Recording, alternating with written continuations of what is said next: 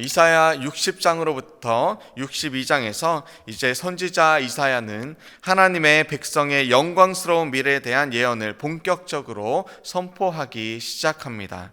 물론 이 예언은 1차적으로는 바벨론 포로에서 돌아오는 이 역사적 사건을 가리키고 있습니다.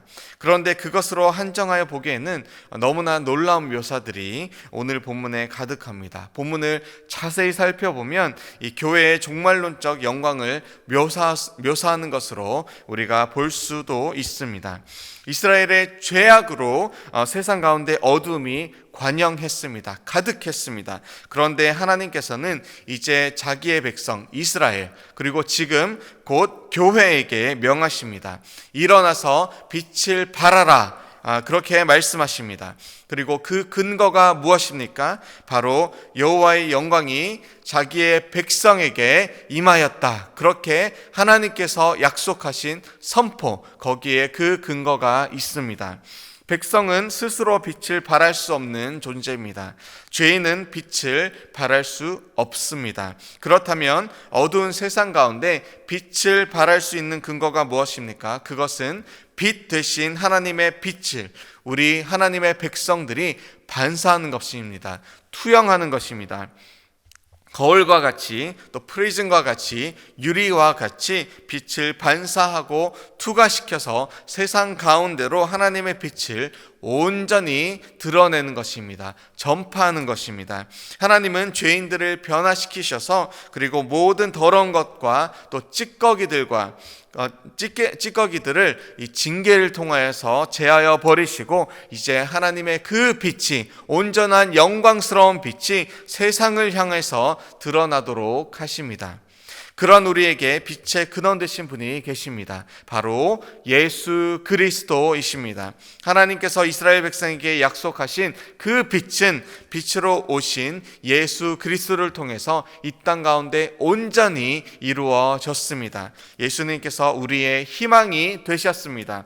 우리의 유일한 길이시요 진리시요 생명이신 주님께서 우리의 빛이 되십니다. 주전 700년경에 이사야 선지자를 통해서 절망 가운데 있던, 이 어둠 가운데 있던 이스라엘 백성에게 희망의 예언을 주셨습니다. 불의와 타락 가운데 말할 수 없는 문제와 그리고 절망이 가득 있었습니다. 우리가 지금 겪는 이 팬데믹이 가져다 준 답답함과 절망보다도 수백 배 큰 그런 고통과 괴로움이었을 것입니다. 불빛 하나 없어서 어디로 가는지 전혀 모르고 방황하는 이들에게 오늘 하나님께서는 소망의 말씀을 허락하셨습니다. 일어나라, 빛을 발하라. 하나님의 영광이 함께할 것입니다. 그렇게 말씀하셨습니다. 그리고 이 말씀이 저와 여러분들의 삶 가운데 오늘 주시는 하나님의 음성이 되기를, 그래서 우리가 귀를 열어서 들으시고 또 축복과 희망, 또 기적의 말씀으로 우리가 살아내시기를 주님의 이름으로 축원합니다.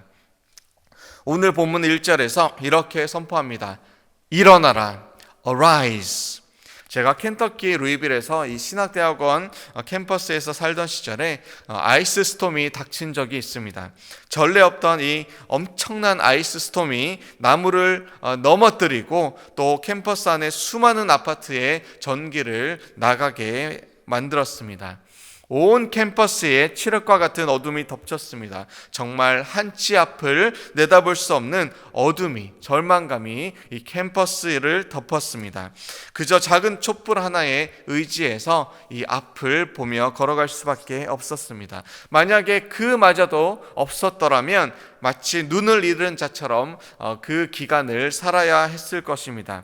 빛을 잃은 자들에게 영적으로 마치 죽은 자처럼 살아가는 것 같다. 절망의 어둠 가운데 어디로 갈 바를 알지 못하고 이리저리 쓰러지고 또 아파하며 고통 중에 울부짖으며 살아간다. 그렇게 성경은 우리에게 눈을 잃은 자, 영적으로 어둠 가운데 살아가는 자를 묘사하고 있습니다. 그렇다면 왜 그러한 일이 다가옵니까? 하나님 앞에 죄를 범하고 또 타락하고 불의를 행하였기 때문에 그것이 곧 어두운 가운데 행하는 것과 같이 그렇게 된 것입니다. 그런데 주님은 그런 우리에게 길이 있다. 회개하면 하나님께서 고치신다. 그렇게 말씀하십니다. 그리고 이제 회복의 주님을 의지해서 일어나라.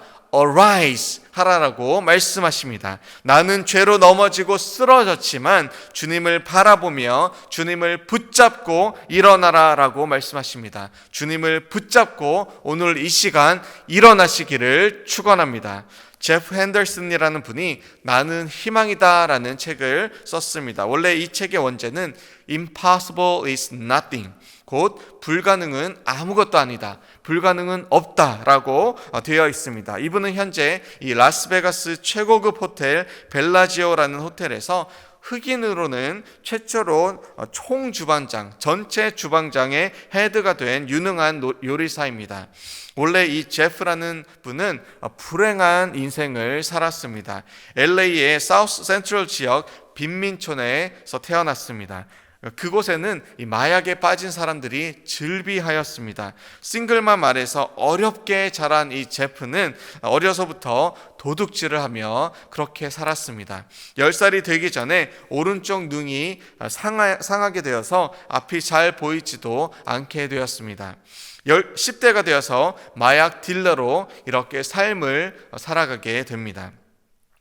24살이 되어서는 이 마약 밀거래 죄로 구속이 됩니다. 감옥에 갇히게 되었습니다. 무려 19년 7개월이라는 아주 긴 형을 받았습니다. 24세의 감옥이 들어가서 20년이 가까운 동안 이 감옥에서 그 황금과 같은 시기를 보내는 것입니다. 그에게 주어질 일은 이 교도소 1,500명 죄수들의 그릇을 닦는 일이었습니다. 정말 육체적으로도 너무너무 힘든 일이었는데 그릇을 닦으면서 제프는 이 음식을 만드는 요리사를 보며 꿈을 꾸었습니다. 한 빗줄기를 보게 된 것입니다. 빵을 굽고 이 음식을 만드는 사람을 보면서 나도 앞으로 저렇게 해야 되겠다, 저런 요리사가 되어야 되겠다 꿈을 꾸게 된 것입니다. 설거지를 하면서 주방 보조를 하면서 모든 면에서 최선을 다하고 성실하게 일을 하니까 이 20년의 형이 줄고 줄어서 이 10년 만에 보호 관찰로 석방이 되었습니다. 그리고 앞으로 나가서 이 자유를 얻는 대신에 더 이상 짓지 말라 석방이 되었습니다. 그는 석방 후에 이 LA의 한 레스토랑에서 접시 닦기로 시작해 이 본격적으로 이 요리사 경력을 쌓게 되었습니다.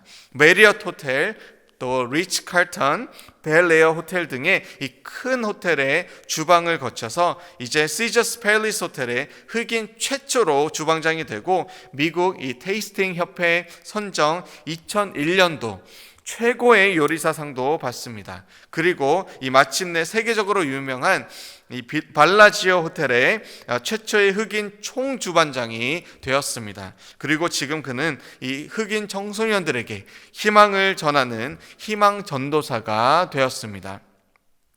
그가 감옥에 들었을 때에 들었던 이야기가 있습니다. 10대의 흑인 청소년들에게 이렇게 이야기합니다. 흑인들은 자기가 범죄자가 된 것이 사회의 잘못이라고 말합니다. 그러나 여러분에게 총을 겨누며 죄를 지으라 라고 강요한 사람은 아무도 없습니다. 그 선택을 한 사람은 결국 여러분 자신입니다. 자신을 희생양이라고 생각하지 말고 남은 희망이다 라고 생각을 바꾸십시오. 사실 우리에게 하나님은 양심을 주셨습니다. 옳고 그름을 분별할 수 있는 그러한 마음을 주셨습니다. 죄인이기에 우리는 죄를 지을 수밖에 없는 존재이지만 죄를 미워할 수 있는 선택권도 우리에게 하나님은 허락하셨습니다. 회개하라, 천국이 가까웠느니라. 그 주님의 음성에 여러분들은 주님을 선택할 수 있는 그런 자유의지를 선택할 수 있는 자유의지를 얻었습니다. 오늘 하나님을 선택하시기를 축원합니다. 하나님은 여러분들이 과거의 절망에 매몰되어 있기를 원치 않으십니다. 도리어 하나님께 영광 돌리는 삶을 사시기를 바라십니다. 일어나서 arise, 예수님을 바라보며 이 죄사함의 축복, 그리고 희망과 소망으로 달려가는 그 축복을 누리고 전하는 삶을 살아가시기를 주님의 이름으로 축원합니다. 두 번째 동사는 빛을 발하라 라는 그러한 동사입니다. 우리가 먼저 일어나라. 주님 앞에서 일어났습니다. 절망 가운데서 일어났습니다. 과거의 실패와 좌절로부터 우뚝 섰습니다. 예수 그리스도의 십자가를 바라보며 일어났습니다. 일어난 뒤에 할 일은 바로 빛을 발하는 것입니다. 오늘 본문 2절 말씀에 보라 어둠이 땅을 덮을 것이며 캄캄함이 만민을 가리려니와 오직 여호와께서 내 위에 임하실 것이며 그의 영광이 내 위에 나타나리니. 아멘.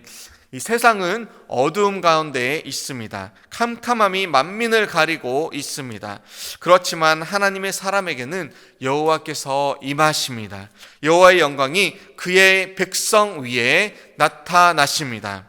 우리 스스로에게는 빛을 발할 수 있는 힘이 없습니다. 그렇죠? 감사한 것은 참 빛이 되신 예수님께서 우리에게 빛을 비추실 그때에 우리는 그 빛을 전함으로 반사시킴으로 세상 가운데 그 빛을 이웃에게 그 빛을 전할 수 있게 되는 것입니다.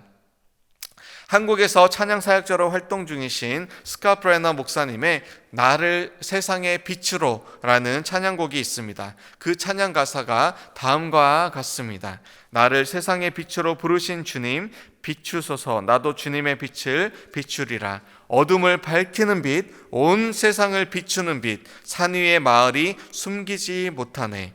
이 찬양 가사는 이 마태복음 5장 14절의 말씀을 가지고 지어진 곡입니다. 너희는 세상의 빛이라 산 위에 있는 동네가 숨겨지지 못할 것이요. 아멘. 하나님의 빛이 우리 안에 들어오면, 예수 그리스도께서 우리 안에 들어오면 그 빛은 숨길래야 숨길 수가 없는 그러한 광명의 빛이 되는 것입니다. 하나님께서 우리에게 일어나라 빛을 발하라 말씀하실 때에는 분명한 근거가 있습니다. 하나님께서 일어날 힘을 주시는 것이고 하나님께서 빛을 발할 수 있도록 해 주신다는 것입니다. 요한복음 1장 9절 말씀에서 참빛 곧 세상에 와서 각 사람에게 비추는 빛이 있었나니 예수님이 인류의 구원의 빛이 되십니다. 진리의 빛이 되십니다. 영생의 빛이 되십니다. 우리는 그 빛을 받아서 세상 가운데에 구원의 빛, 사랑의 빛, 또 용서의 빛, 기쁨의 빛을 비추는 주님의 일꾼이 되기를 축원합니다. 미국의 정치가였던 이 벤자민 프랭클린은 자신이 사는 이 필라델피아 시민들에게 선한 일을 하기 원했습니다. 그래서 생각해낸 것이 바로 아름답고 좋은 등불을 하나 준비해서 집 앞에 선반을 만들고 그 위에 올려두는 것입니다. 가로등이 없던 그래서 길가가 어둡던 그러한 시절에 이 벤자민 프랭클린의 작은 생각 하나가 엄청난 그 편리함을, 은혜를 그 동네에 끼쳤습니다. 처음에는 그러한 일을 동네 사람들은 이상하게 생각했습니다. 왜 등불을 저 밖에 내놨지? 등불이 집에 있어야지 집이 밝아질 텐데 왜 집 앞에 저렇게 놔두었지? 그것은 곧 낭비가 아닌가 그렇게 생각했습니다. 그런데 한 주가 지나고 한 달이 지나자 그 빛을 통해서 그 집 앞을 지나면서 편리함을 얻었던 사람들은 뭔가 생각하게 되었습니다. 그 빛이 그 길을 지나가는 사람들의 발걸음 앞을 비추어 준 것입니다. 밝혀준 것입니다. 집 밖에 등불을 두니까 밤에 그 길거리를 지나다니는 사람들도 넘어지지 않았습니다. 멀리서도 방향을 알 수 있었습니다. 그래서 이것을 좋게 생각한 사람들이 하나 둘씩 집 앞에 등불을 두기 시작했습니다. 길거리가 환하게 되었습니다. 이 벤자민 프랭클린의 작은 행동 하나가 주변 사람들을 위한 작은 배려 하나가 많은 사람들로 하여금 감명을 얻게 하였고 그 지역, 그 마을의 길가를 다 같이 비추는 그러한 빛의 향연으로 이어지게 된 것입니다.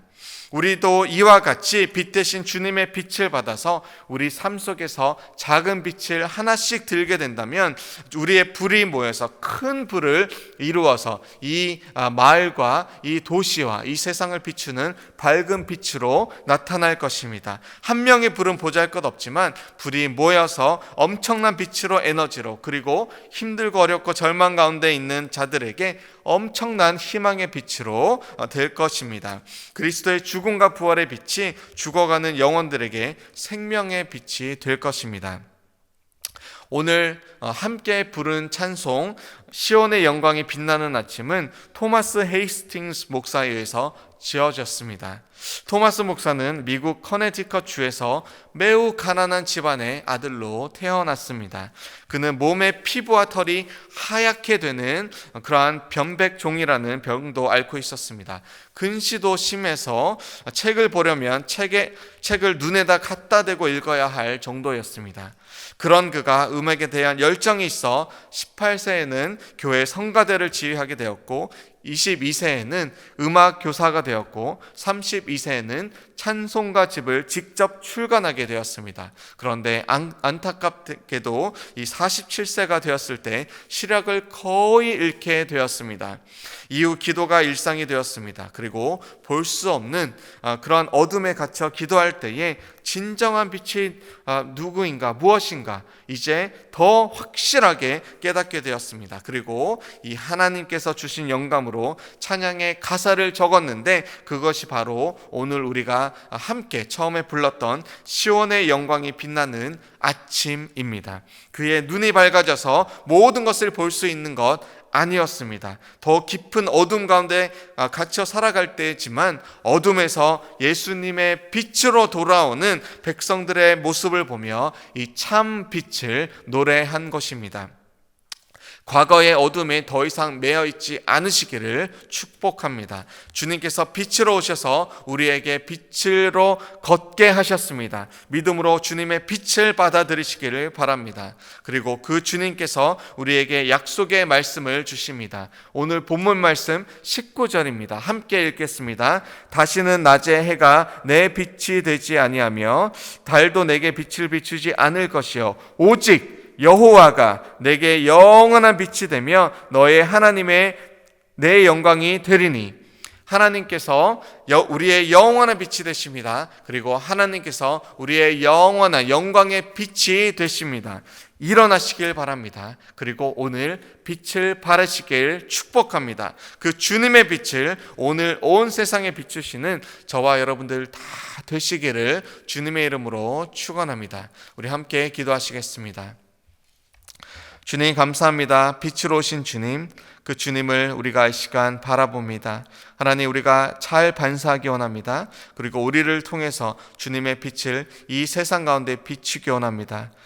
등불이 어두움 가운데 더 이상 있지 못하고 어두움 가운데 빛을 비추는 것처럼 우리가 그렇게 주의 말씀을, 또 주의 은혜를, 또 주의 용서를, 주님의 사랑을, 주님의 회복을 비추는 그런 빛으로 살아가게 하여 주시옵소서. 오직 주님의 그 광명이 오늘 우리 삶 속에서, 우리의 가정과 직장에서, 우리의 사업처에서, 우리가 가는 곳곳마다 온전히 비추게 하여 주시옵소서. 그 주님을 찬양합니다. 그 주님을 높입니다. 감사드리며 이 모든 말씀 살아계신 예수 그리스도의 이름으로 기도합니다. 아멘.